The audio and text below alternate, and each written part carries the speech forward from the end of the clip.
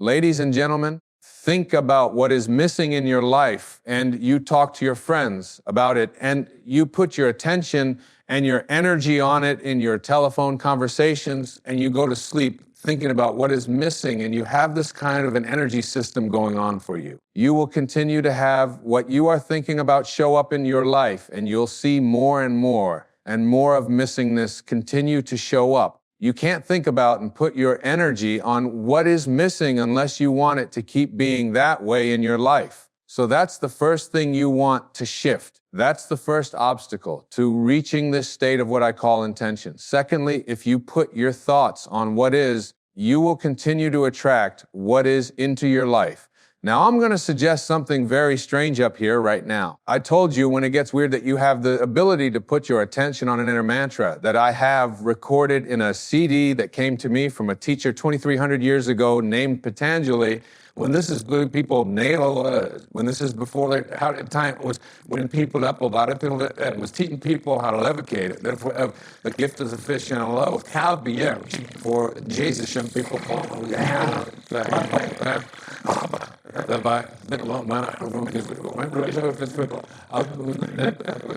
and his aphorisms of Patanjali are a big part of a spiritual solution to every problem. And what he suggested at that time is a meditation called japa. And this meditation is something where you take your attention, your inner energy off of what is and onto what you intend to manifest. And you repeat the sound that is in the name of God as an inner mantra. And by repeating this sound, you attract the energy from outside of yourself. That is the source from which you emanated to cooperate with you and literally collaborate with you, to shift it into whatever it is that you intend to manifest. And you can do this with money. You can do this with getting pregnant. If you haven't been able to do that, you can get it with selling your home.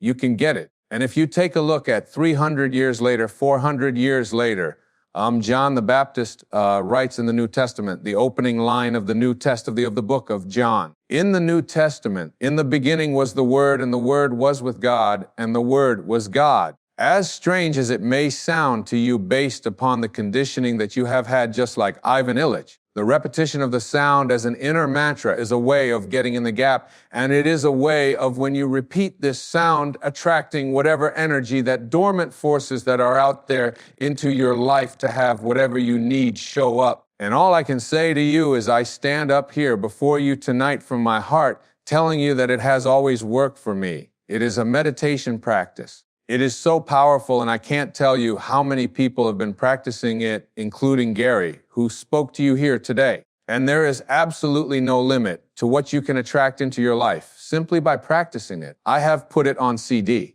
I put it in Getting in the Gap. I teach it. I donate all of the proceeds from it to charities because I was asked to teach it, but to take no money for it, and I've been doing it for several years now. If your thoughts are on what is, let's just say you've got a disease process, cancer, arthritis, music, the flu, a cold, if your thoughts are on, if you get a sniffle and your thoughts are on this is in my nose today, but tomorrow it'll be in my throat. On Wednesday, it'll be down in my chest.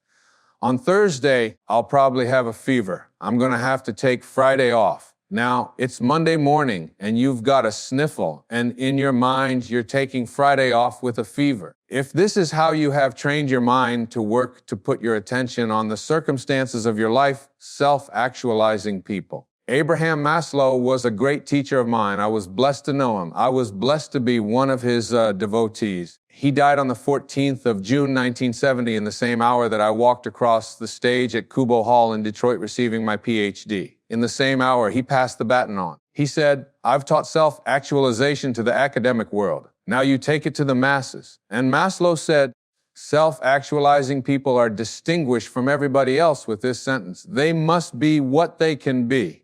They must be what they can be. And one of those 10 secrets for success and inner peace is that you can't solve a problem with the same mind that created it. And know this, that your mind created everything in your life that you call a problem. And self-actualizing, highly functioning people who live at these extremely, extraordinarily high levels of consciousness never put their thoughts on what is if they don't like what is. Because if your thoughts are on what is, and you despise what is, and if you look at poor people, if you look at unsuccessful people, if you look at sickly people, if you look at tired people, if you look at addicted people, you will see people who put their attention constantly on their problems, on what is wrong, on what isn't working, on what I can't do, and so on. They'll tell you about it. They'll focus on it.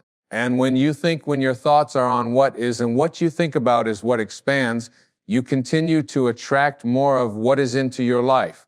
When I had a practice, I had a woman who came to me who said, I just went through a divorce 7 months ago, and I've been dating, and I've dated 4 different men, and all 4 of them have used me as a sex object. And every single one of them called me up after the first date, and were mistreating me, and they didn't have as the end of it. And she said, I'd like you to talk to all 4 of these men. And I said, there's only one common denominator here. You are attracting into your life what you are putting your attention on. It's kind of so I can't think about what is missing, and you can't think and put your energy and talk. One. It's all would have worked. Can't do that unless you want more of that to show up. Third, you cannot put your attention or your thoughts or your energy on what always has been. If you put your thoughts or your energy on what always has been is what will continue to show up into your life. But always has been is the wake of a boat. Your life is a boat. It's heading up the river in that direction, and it's heading there at 40 knots, and you're standing on the stern, and you're looking down at the water, and as the boat goes in the direction here, you are looking down into the water, and what do you see? You see the wake, and what is the wake? The wake is the trail that is left behind. That's what the wake of your life is. That's what the wake of the boat is. And if you ask yourself the question, what's driving the boat? What's making this thing head in this direction? The answer is the present moment energy that is being generated by the engine, and nothing more is what's making the boat go in this direction. And then if you ask yourself this key question, is it possible for the wake to drive the boat? Can a trail that is left behind make a boat go in this direction? What's the answer? Impossible, isn't it? And so too, is it impossible for the wake of your life, the trail that you've left behind, to be the reason why your life is going in this direction? It is not because of anything that has happened back here. That's an illusion that we live under. What has happened back here is a trail. The choices you make in this moment. And if your thoughts are on what always has been, this is the way we've always done things. This is the kind of person I am. I can't change. You can't teach an old dog new tricks. All of those cliches that have become so much a part of our life. If your thoughts are on what always has been, and you despise what always has been, you will continue to attract more of what always has been. Even though you despise it, it works that way. So you can't think about what's missing, what is, and what always has been. And it gets worse. You cannot think about and put your attention on what they want or expect for you if you want that to change in your life. And there's no shortage of people who have an opinion about what it is that you should be or shouldn't be, or how you should be doing it. Most of these are your relatives. I have a wonderful book in mind to write. It's called Your Friends Are God's Way of Apologizing for Your Relatives. But if I talk to your relatives, they laugh too. So we all have this idea that the reason I'm not getting where I'd like to be, particularly with young people and working with young people over the years, it's because my parents want this, and my parents think that, and my parents won't let me do this and be. And I always said, well, but why are you so attached to what your parents think? Well, these are my parents, and I have to do it. I said, you can listen to it. You can take it in, but you don't have to embrace it. You don't have to follow live by that. And certainly when you become adults, when you know if there are people out there who convince you that you should or shouldn't be doing this or that, then you're going to continue to attract exactly what it is that they have their attention on.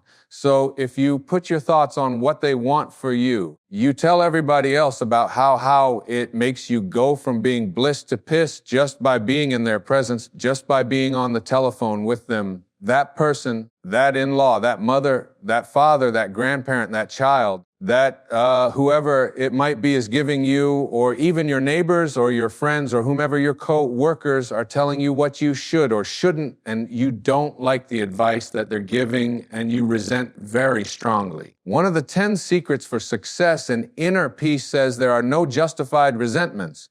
Your resentments are things that destroy you. So if your thoughts are on what they want for you, and what they want for you is something you don't like, you will continue to attract more of and use the attractor energy of the universe to attract more of what they want for you, even though you are upset about it. So here you go. There are 4 things that you can't do with your mind if you want to move into this state of intention that I'll be speaking about tomorrow. And these are, you cannot put your thoughts on what's missing, on the circumstances of your life, on what you always have been, or what others want for you. So you have to learn to do a somersault into the inconceivable and only put your thoughts or your attention on what you intend to manifest for yourself. Every thought that you have is an energy. Everything in the universe is an energy, music. And when you have a thought that is a thought that weakens you, which Hawkins speaks about so brilliantly in Power, versus that thought, the 10th secret in 10 Secrets says wisdom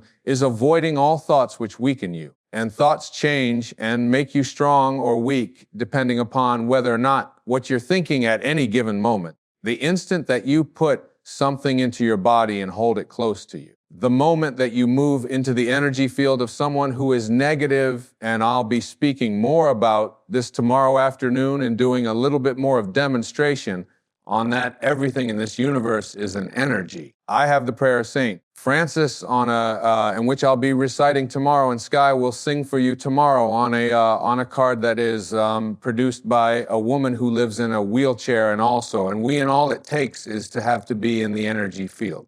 If I had Linda hold this up next to her, it would strengthen her. Just the words energy is in everything. And here's one of the most powerful notions about how you move into this area of bringing higher energy to the presence of lower energy in your life to strengthen rather than weaken you. It was on the wall of the ashram where Mother Teresa lived.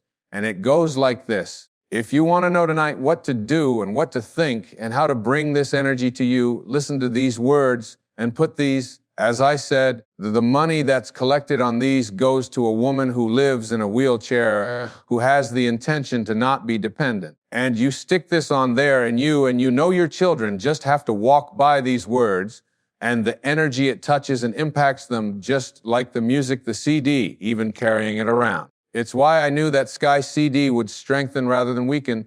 You can take the prayer of St. Francis, which she sings on there. Put that in your car and play it in a moment of frustration or anguish in traffic. And you know what? You can move the traffic. I know you laugh and you think that kind of thing is impossible. There is nothing that you can't do when you shift your energy from energies that weaken to energies that strengthen. And this is what Kent Keith had written and what Mother Teresa lived by. She said, people are often unreasonable, illogical, and self-centered. Forgive them anyway. If you are kind, people may accuse you of selfish, ulterior motives. Be kind anyway. If you are successful, you will win some false friends and some true enemies. Succeed anyway. If you are honest and frank, people may cheat you. Be honest and frank anyway. What you spend years building, someone may destroy overnight. That's particularly relevant in America, isn't it? Build anyway. If you find serenity and happiness, they may be jealous. Be happy anyway. The good you do today, people will often forget tomorrow. Do good anyway. Give the world the best you have, and it may never be enough. Give the world the best you have anyway. You see, in the final analysis, it's all between you and God. It was never between you and them anyway.